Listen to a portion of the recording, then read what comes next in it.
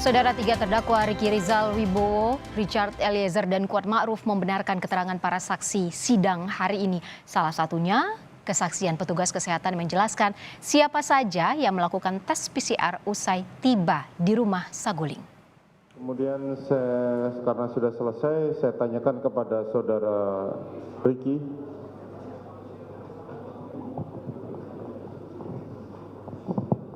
Siap yang mulia. Ya, saudara Riki, bagaimana terhadap keterangan 5 orang saksi tadi? Siap, Apakah benar semua, benar sebagian, salah sebagian, atau salah semua? Siap, benar yang mulia. Untuk Mbak Nevia, saya benarkan bahwa keterangan Mbak Nevia, saya tidak ikut melaksanakan PCR pada waktu tanggal 8 Juli. Karena sepengetahuan saya akan kembali ke Magelang yang mulia. Tapi memang biasanya kalau memang diperintahkan untuk menginap, kami harus melaksanakan PCR, selanjutnya melaksanakan isolasi. Oke. Siap yang mulia. Yang lain, saudara tahu keterangan yang lain? Untuk keterangan yang lain, saya tidak ada di tempat. Tidak tahu. Oke, terima kasih. Silakan pindah ke saudara Richard. Baik yang mulia. Bagaimana terhadap keterangan 2 orang saksi yang ini tadi? Apakah benar semua, benar sebagian, salah sebagian, atau salah semua, atau tidak tahu? Untuk dari PCR kebanyakan benar, yang mulia. PCR benar. Kalau yang 3 yang lainnya, saudara tahu? Tidak tahu yang mulia. Tidak tahu. Baik, pindah ke saudara Kuat. Terima kasih yang mulia. Kalau untuk yang PCR benar dan yang lain saya tidak tahu. Tidak tahu ya. Baik. Terima kasih. Baik, terima kasih saudara saksi. Boleh meninggalkan ini. Ini KTP-nya. Saudara, kita sudah terhubung dengan pakar hukum pidana Universitas Jenderal Sudirman, Hipnu Nugroho. Selamat sore, Prof. Hipnu. Selamat sore, Mbak. Ya, Prof. Eliezer yang menjadi justice kolaborator digabung dengan 2 terdakwa lain di persidangan. Bagaimana, Prof, Anda melihat ini? Ya, memang sebetulnya kalau kita bicara ideal, itu adalah dipisahkan. Ini kalau kita lihat di dalam pasal 10 Undang-Undang LPSK.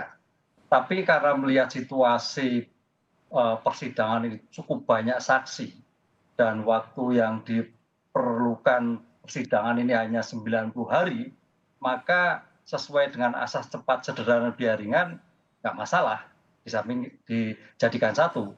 Yang penting di sini adalah bahwa Richard Eliezer betul-betul memberikan keterangan yang ada dan berani menanggung semua permasalahan yang ada disampaikan.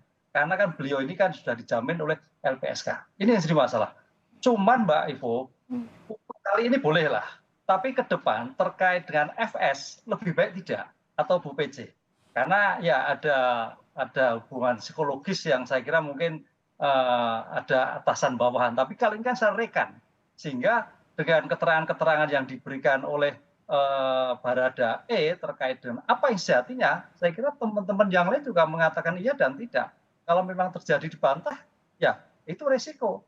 Itulah yang terjadi. Kenapa GC itu selalu dipisah, itu resikonya cukup besar, baik terhadap ancaman eksternal di antara rekan, teman sendiri yang kita memberikan apa adanya gitu loh. Makanya di dalam undang-undang LPSK seharusnya dipisah kan itu loh. Tapi demi isu asas cepat biar ringan, hakim mengambil keputusan untuk digabung. Ini suatu nggak masalah.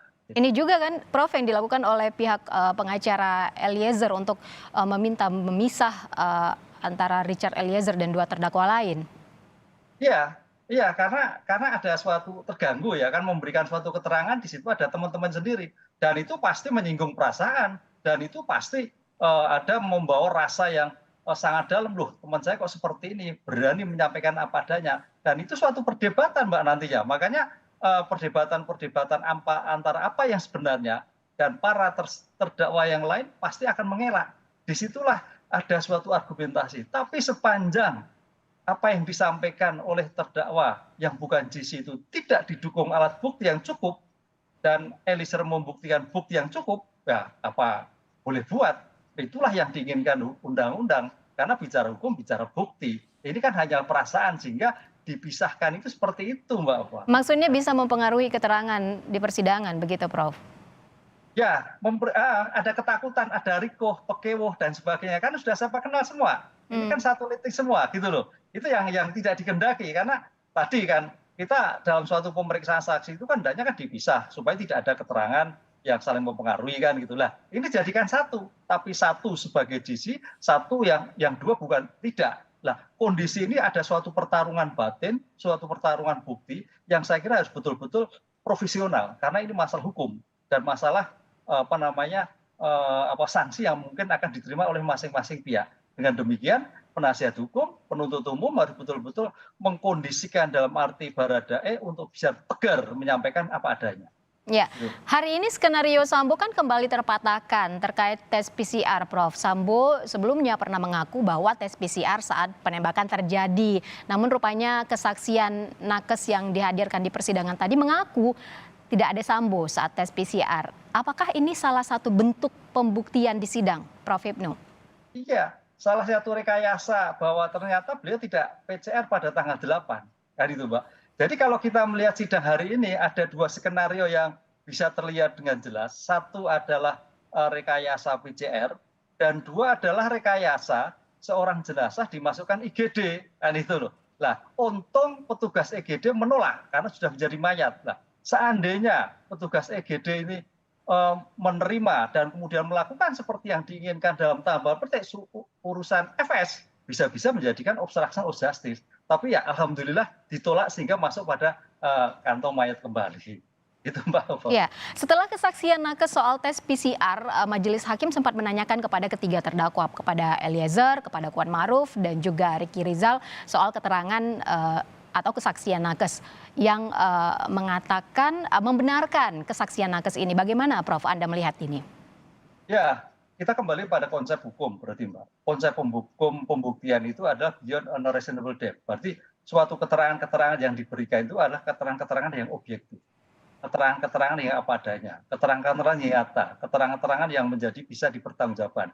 Disinilah saya kira semua menjadikan terbuka, Mbak, ada rekayasa-rekayasa yang terselubung, rekayasa yang terus dilakukan baik pada saat sebelum perencanaan sampai setelah adanya suatu kejadian, sehingga menjadikan rumusan perencanaan itu menjadikan lengkap apabila nanti majelis hakim memutuskan bahwa ini adalah pembunuhan berencana. Kalau soal tes PCR ini kesaksian nakes di persidangan menyebutkan hanya empat orang yang melakukan tes PCR ya, Prof Hipnu. Putri Chandrawati, ART Susi, Brigadir Yosua dan juga Richard Eliezer. Sementara dua terdakwa lain yang juga hadir di persidangan tadi seperti Kuat Ma'ruf, bukan seperti Kuat Ma'ruf dan Richard dan Ricky Rizal tidak ada disebutkan oleh nakes. Ini tidak akan berpengaruh ya, Prof, kepada dua terdakwa lain? Ya, nggak ada berpengaruh. Jadi masing-masing saksi yang disampaikan pada hari ini itu yang sangat berpengaruh bahwa FS ternyata tidak PCR pada tanggal itu, Mbak. Kalau yang lain hanya sebagai pelengkap untuk memformulasikan bahwa pada saat PCR itu ada beberapa orang, tapi 4 orang melakukan PCR yang menjadikan terdakwa saat sekarang yang sebagai alasan PCR tidak ditemukan. Nah ini kan menjadikan suatu lengkap sudah rumusan-rumusan yang selama ini dirumuskan oleh penuntut umum. Begitu Mbak. Prof, ini kan dari 10 saksi yang hadir dalam persidangan tadi cuma 5 saksi. Ini bagaimana Prof Anda melihat kok jaksa penuntut umum tidak bisa menghadirkan saksi yang lain? Ya, kita berdasar pada 194 KUHP bahwa memang saksi dipanggil secara layak. Dan saksi dipanggil seandainya diperiksa. Seandainya nanti tidak hadir, dipanggil kembali. Sampai pada 3 kali. Dalam konstruksi hukum acara pidana, bahwa kesaksian itu merupakan wajib. Karena kita adalah mencari kebenaran material. Sehingga kalau wajib, itu ada sanksi hukum. Bisa kita lihat di dalam pasal 224 KUHP, barang siapa yang dipanggil sebagai saksi, saksi ahli, juru bahasa, tidak hadir dengan alasan sah, diancam hukuman 9 bulan. Nah, inilah yang harus juga nanti disampaikan oleh penuntut umum untuk keterangan-keterangan saksi yang selama ini belum hadir. Sehingga mudah-mudahan ketidakhadiran ini karena kesibukan yang lain, sehingga ada alasan sah. Kalau tidak, ancaman hukuman 9 tahun seperti yang tertuang dalam pasal 224 KUHP. Kalau ternyata setelah 3 kali pemanggilan untuk datang ke persidangan saksi juga tidak hadir, apakah pembuktian kebenaran yang akan digali di persidangan akan seperti apa nantinya, Prof? Ya, enggak. Dalam hal pembuktian itu memang penuntut umum mengajukan bukti selengkap mungkin. Dalam suatu konsep pembuktian dalam ilmu hukum, jangan pernah sekali seorang penuntut umum atau penyidik mengabaikan suatu bukti. Itu kesalahan fatal. Sehingga bukti-bukti yang mungkin kurang bernilai, itu seperti tadi PCR yang 4 tadi, itu harus diajukan. Karena apa? Dalam suatu pembuktian di dalam hukum kita, itu menganut sistem negatif wetelek, Mbak. Negatif wetelek itu artinya wet itu mewajibkan cukup 2 alat bukti, dan 2 alat bukti itu menimbulkan keyakinan. Wet negatif wetelek undang-undang. Nah, disinilah makanya walaupun 60 saksi nanti bisa diklasifikasi mana yang masuk kualifikasi saksi, mana yang masuk kualifikasi ahli, mana sebagai petunjuk, mana sebagai keterangan-keterangan yang lain. Nah, disitulah saya kira untuk merangkum sehingga jangan sampai perkara ini menjadi bebas tidak terbukti, maka penuntut umum mengajukan sebanyak mungkin bukti-bukti yang walaupun memang dalam 60 bukti itu ada yang bernilai, ada yang kurang bernilai. Nah, mudah-mudahan yang datang ini, yang tidak datang kurang bernilai, gitu loh Pak. Tapi kalau memang bernilai, tidak bernilai, undang-undang mengancam bahwa barang siapa dipanggil sebagai saksi, sebagai ahli, sebagai juru bahasa yang tidak hadir diancam dengan hukuman 9 bulan penjara. Ya, terima kasih Prof atas penjelasannya, Prof Hipnu Nugroho, pakar hukum pidana Universitas Jenderal Sudirman. Selamat sore.